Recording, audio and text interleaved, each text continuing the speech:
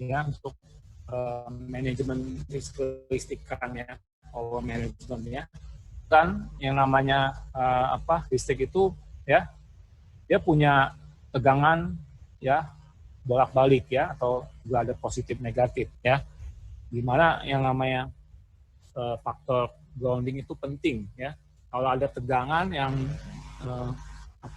lewat di suatu kabel, kemudian dia pembungkusnya kurang bagus ya, pasti bisa menyebabkan kalau misalnya kita tersentuh ya kan, ya maka dia aliran listriknya akan masuk ke tubuh kita dan ya begitu ya. Jadi prinsipnya itu grounding namanya.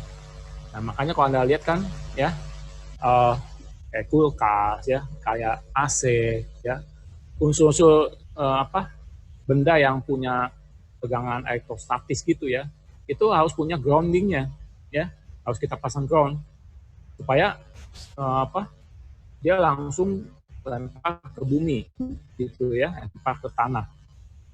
Makanya kalau Anda lihat yang namanya penangkap petir itu kan tujuannya apa ya kan? Jadi kalau ada petir masuk ke suatu tempat ya kan, nah dia ditangkap oleh penangkap petir ya kan, nanti ya tegangan listriknya itu langsung dibuang ke bumi gitu ya. Karena dia langsung cari groundnya, langsung ketemu ya. Jadi prinsip petir itu kan dia mencari grounding ya. Groundingnya siapa ya kan? Makanya Anda nggak boleh kan kalau main petir itu ya, Anda ada di tengah lapang ya. Kenapa? Karena ya cuma Anda sendiri gitu kan. Nanti ada petir ya bisa kena itu ya. Bagi bertubuh di bawah pohon itu juga tidak boleh ya. Seperti itu. Jelas ya di sini ya. Jadi ini faktor-faktor kelistrikan ini juga perlu diperhatikan. Nah, yang keempat masalah overload sirkuit. Ini juga menyebabkan masalah ya. Contoh, kalau Anda mau colok kabel gitu ya, untuk beberapa partan ya harus hati-hati, lihat juga ya kan kabelnya tipis atau tebal ya kan. Ya, Anda colok ya pakai satu colokan yang tidak bagus ampernya ya, atau kabelnya tipis. Makanya kan kita bisa lihat kan ada kejadian kan di mana kebakaran ya kan, ya lagi colok HP ya bisa kebakar atau apa. Nah, salah satu faktornya penyebabnya karena ini ya, overloading circuit ini ya, bebannya dia berlebih ya. Jadi kalau Anda pakai stop kontak yang beberapa lubang misalnya kan ya, semuanya powernya gede-gede ya kan, tapi sambungan listriknya atau stop kontaknya itu kabelnya dia kecil kemampuannya, itu yang bisa menyebabkan meleleh ya, dan itu menyebabkan terjadi korslet ya. Ini harus diperhatikan. Nah kemudian yang tadi saya bilang apa, bilang kalau tegangnya turun naik turun itu kita pakai apa ya, kita pakai yang namanya stabilizer ya. Nah, ini jadi stabilizer ini beda dengan UPS ya. Stabilizer itu kan tadi untuk menyamakan tegangan, untuk menaikkan tegangan ya. Contoh misalnya tadi saya bilang, kalau misalnya listrik Anda di rumah misalnya atau di kantor misalnya, Anda bisa ukur tuh listriknya tegangannya berapa ya. Kita bisa pakai alat voltmeter ya, kita bisa ukur. Kalau tegangannya cuma 180 itu mungkin masih oke lah ya, masih bisa ditoleran ya. Tapi kalau tegangannya udah 150 ya, atau mungkin kebalikannya, tegangannya mungkin batas yang dipersehatkan kan 220 sampai 230 ya, umumnya seperti itu ya. Atau sampai 250, ada juga yang bisa support sampai 250 volt. Nah, kalau ada yang tegangannya bisa melebihi ya kan, bisa sampai 300 volt, nah itu harus hati-hati tuh ya.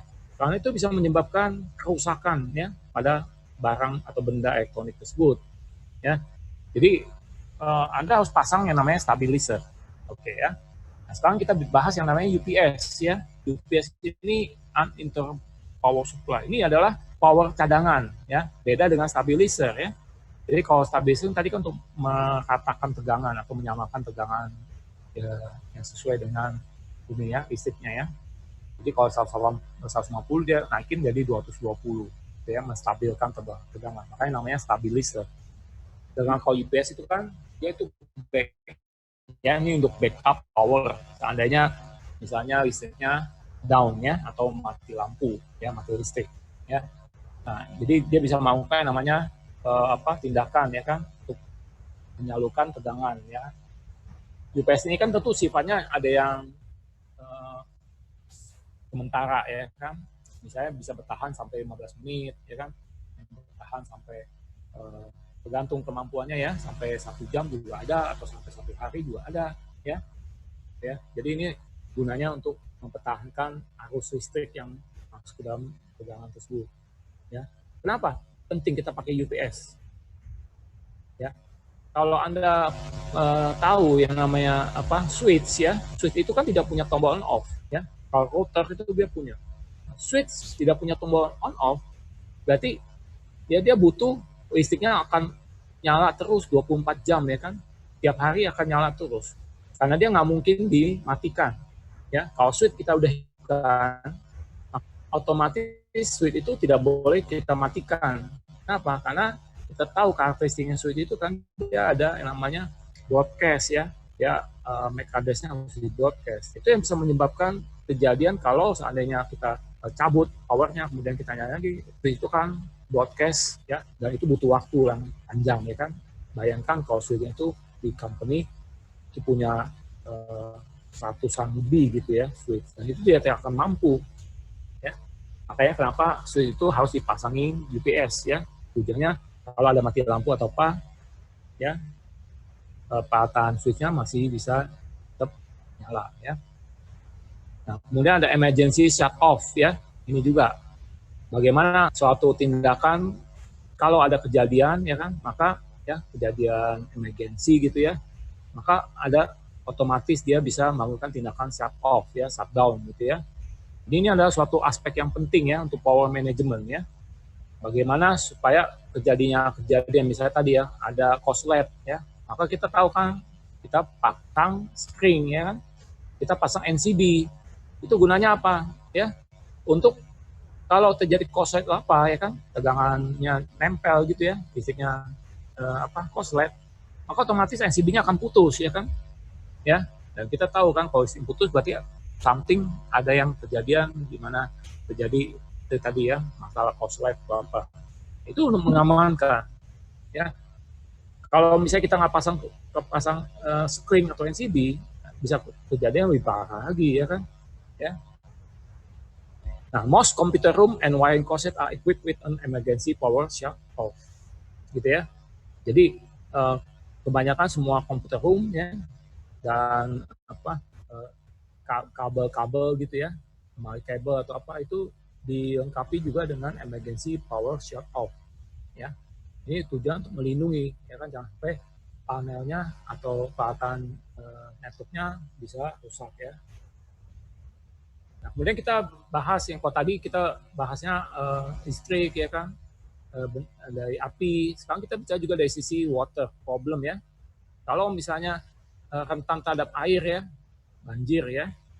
Jadi lack of water pose problem to system juga ya kan.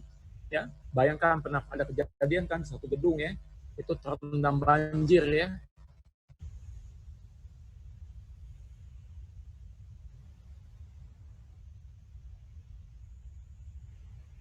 Bisa menyebabkan juga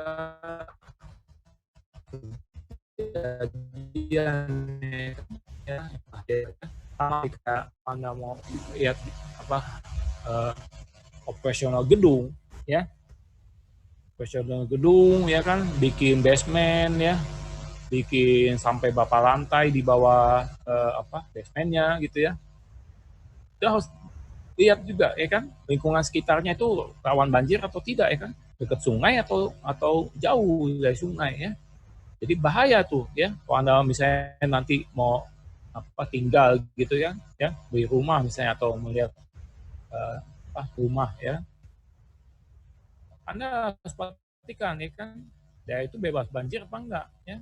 Jadi very important to integrate water detection system ya into alarm system ya. Jadi ini juga harus bisa diintegrasikan antara sistem untuk mendeteksi adanya banjir ya ke dalam alarm system ya.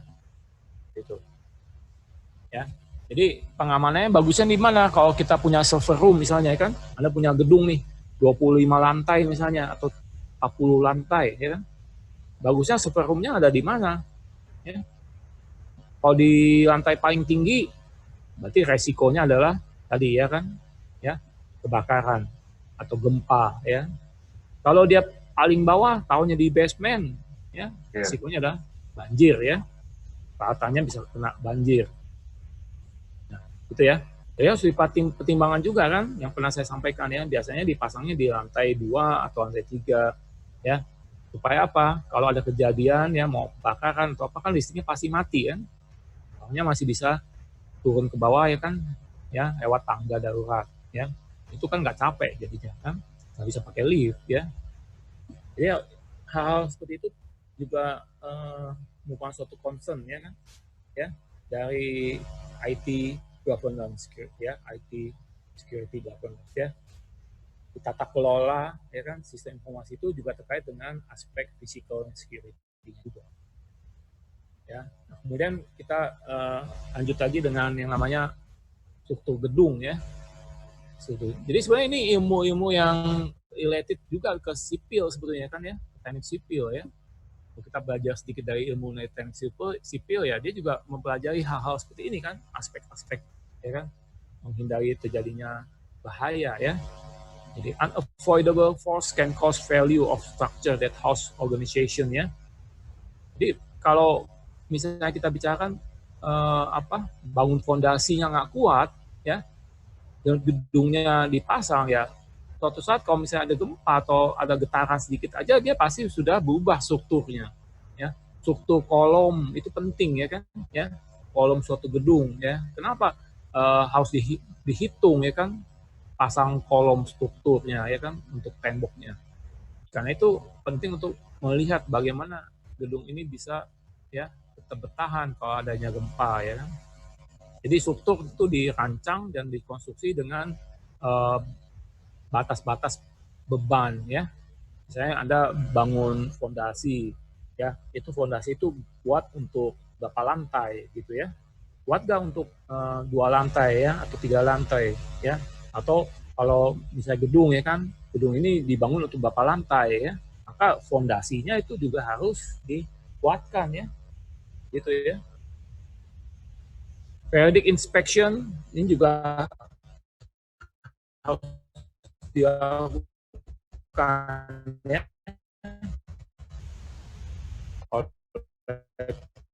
Qualified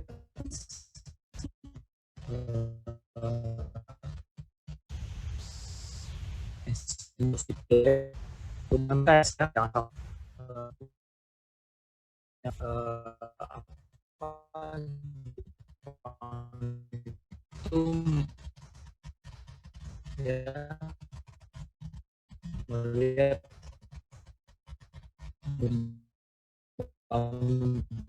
gedungnya kan, gedung-gedungnya.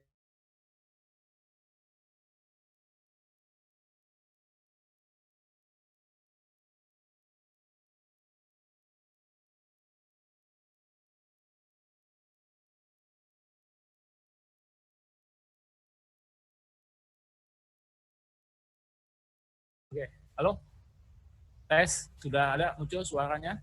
Sudah Pak. Sudah ada Pak.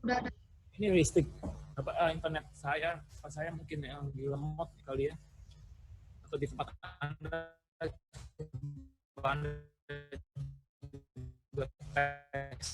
kitnya ya. Oke, nah ini maintenance of facility system. Jadi ada satu unit di dalam gedung itu yang khusus mengelola fasilitas ya, bisa electricity misalnya, ada manajemen building ya, nanti yang khusus mengurusi ini ya. Jadi physical security must be constantly documented ya, evaluate and tested ya. Jadi harus selalu didokumentasikan ya kan, ya atau dievaluasi dan dites ya. Nah ini kaitan dengan dokumentasi ya. Jadi konfigurasi ya, operasi ya, fungsi-fungsinya ya, into disaster recovery plan ya. Jadi bagaimana menghadapi situasi kalau terjadinya disaster ya, terjadinya bencana. Kita lihat aja contoh sekarang ya kan, ya kejadian adanya virus ini ya. Kebayang nggak kalau misalnya, ya sebetulnya kan nggak kebayang juga bagaimana yang namanya UMN gitu kan, ya. Tadi mungkin uji cobanya, planningnya akan ada online ya kan, fully integrated online. Mungkin tahun 2000 berapa kita tahun 2025 kali ya mungkin ya planningnya ke situ. Jadi tahap awalnya mungkin baru tes uji coba dulu ya kan, satu kelas ya kan, atau satu mata kuliah diuji coba gitu. Tapi dengan adanya kejadian ini kita lihat ya kan, mau nggak mau yang namanya planning ya, semua mata kuliah akan di online kan ya, mau nggak mau udah terjadi sekarang gitu. Kita udah melihat yang menyebabkan terjadi perubahan ya, social life kita udah berubah, benar nggak?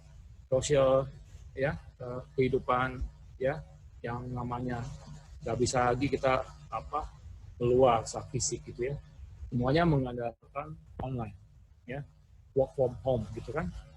Ini salah satu ya kan, sebenarnya perencananya sudah ada belum gitu kan pertanyaannya kan, apakah UMN sudah punya planning ada disaster recovery seperti ini kan nih, misalnya kita coba bertanya, mungkin enggak kan ya, mungkin nggak ada yang bisa mengantisipasi sampai kejadian benar-benar di lockdown misalnya ya. Sampai kejadian benar-benar orang tidak bisa keluar ya, bekerja dari rumah gitu kan ya, yang namanya aturan social distancing juga kan berlaku dari seperti ini. Itu kita bisa lihat ya kan, kalau kalau perusahaan atau gedung itu tidak punya plan ya, kemudian muncul kejadian seperti ini, nah, antisipasinya seperti apa ya kan ya, orang udah semua udah serba online ya kan, udah di semua ya. Jadi ini salah satu poin juga sebenarnya kita bisa renungkan ya, kita bisa lihat implementasi nyatanya ya kan ya, yang namanya disaster itu tidak melihat waktu ya kan, tidak melihat tempat ya, seluruh dunia loh ini ya kan terjadinya ya. Yang namanya disaster ini bukan hanya satu negara ya, tapi udah worldwide semua ya kan, mau negara maju ya kan, mau negara berkembang ya, semuanya kena ini. Oke ya, jadi intinya kita juga harus bisa anticipate ya, ada gak plan gitu ya untuk recovery. Oke, kemudian juga ada testing ya untuk improve ya, untuk melihat bisa gak kita improve ya, yang kelemahan-kelemahannya ataupun juga fasilitas physical security yang perlu di-upgrade tentunya. Nah, kemudian masalah intersepsi data ya kan, ada 3 metode ya kan untuk data intercept ini ya. Jadi bisa ada orang yang langsung melakukan observasi ya kan, direct observation ya kan, atau ada juga orang yang melakukan intersepsi data ya kan, pada saat data itu lagi dikirim ya, ditransmisikan ya, ada yang nge-tap, ada yang apa namanya MBTM ya, man in the middle tag ya. Atau bisa juga dengan teknik yang lebih canggih ya, kalau kita lihat di film-film spy atau apa ya, dia menggunakan yang namanya electromagnetic interception ya, pakai gelombang elektromagnetik. Wah, canggih kan ya. Jadi dia nggak perlu harus tap kabel atau apa ya, dia cukup pakai perangkat yang bisa nangkep gelombang, nangkep frekuensi ya. Dan alat itu secara teknologi itu bisa dibikin ya kan ya. Makanya kita contoh di US government ya, itu mendevelop yang namanya Tempest ya, telecommunication electronic material protected from emitting Fourier transmission, ini ya katanya panjang ya. Ini adalah program untuk mereduce ya resiko ya, mengurangi resiko terjadinya radiasi ya, gelombang elektromagnetik monitoring ya. Jadi ini adalah teknologi surveillance ya, teknologi surveillance untuk melihat ya kan status yang legal atau tidak legal ya. Jadi bisa ketahuan tuh ya kan, ini ada sinyal yang bisa apa, ditangkap ya, sinyal ini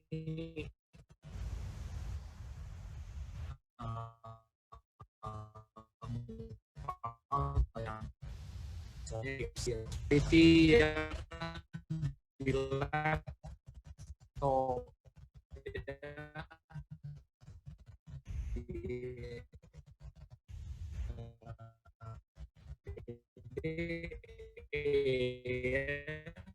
atau di tablet ya.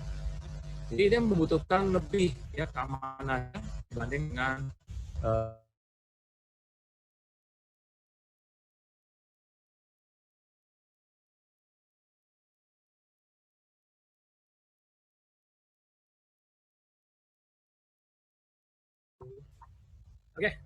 kita oke. Nah, ini nggak bisa lagi gini putus-putus ya.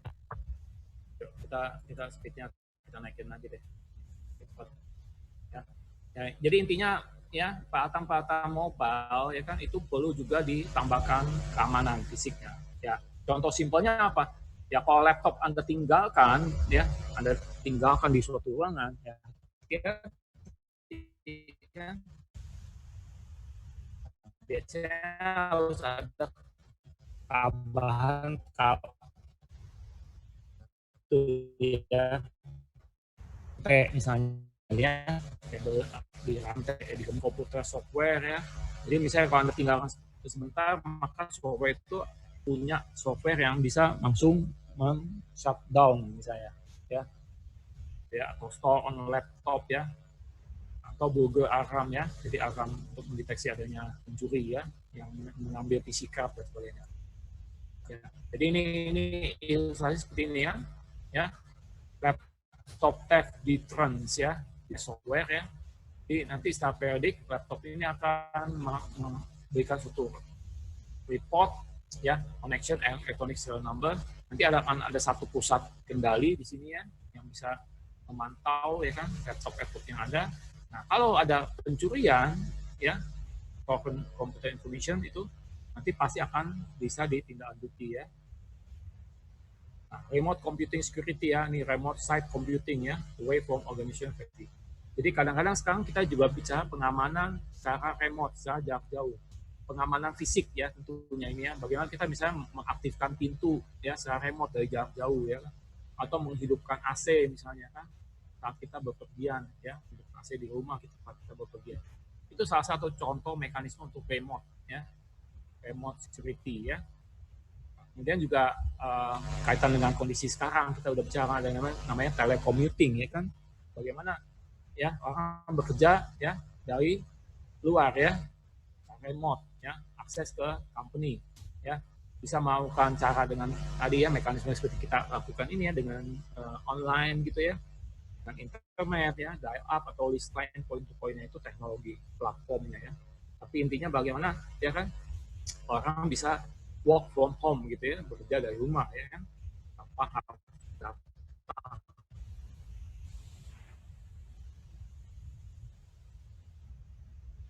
Yang ketiga kita bicara employee ya, may need to access network on this trip ya.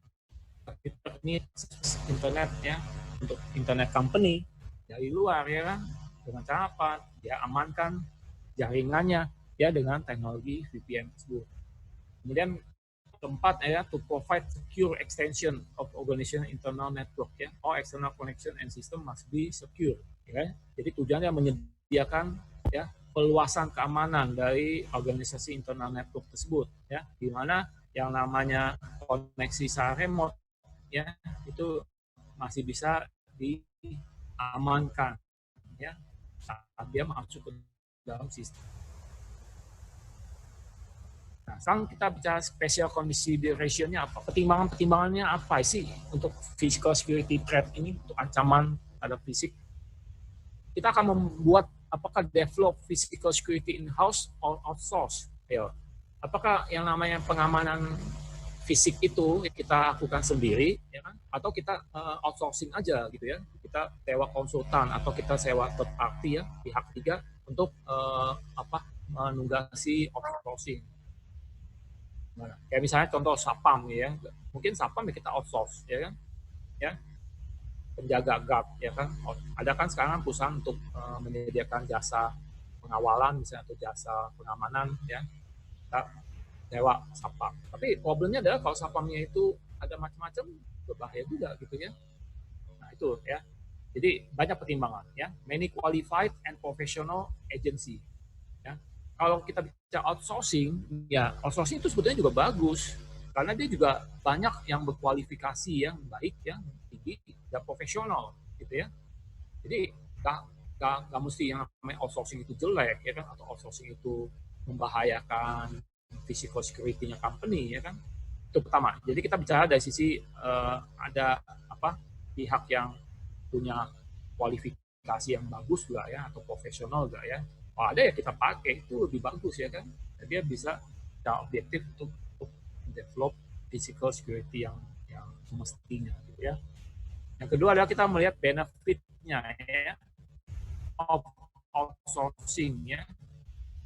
Jadi benefit keuntungan dari kita melakukan outsourcing ini meliputi pengalaman yang bertambah ya, atau knowledge of agency ya. Pihak agent juga dia juga punya pengalaman juga ya untuk desain sistemnya makin bagus gitu ya. Kemudian downside include high expense ya, loss of control over individual component and level of trust that must be placed in another. Nah ini mungkin kelemahannya ya, kita bicara dari sisi high expense ya, biayanya tentu lebih besar ya, kemudian juga tingkat kendalinya juga kan lebih sedikit ya kan, karena semuanya kan diserahkan di pihak luar ya, trustednya itu ya. Oke, Bang Obi, penjelasan saya ya kayak ini hari ini. Nah, saya mau kita coba tes ya, latihan yang presentasi kelompok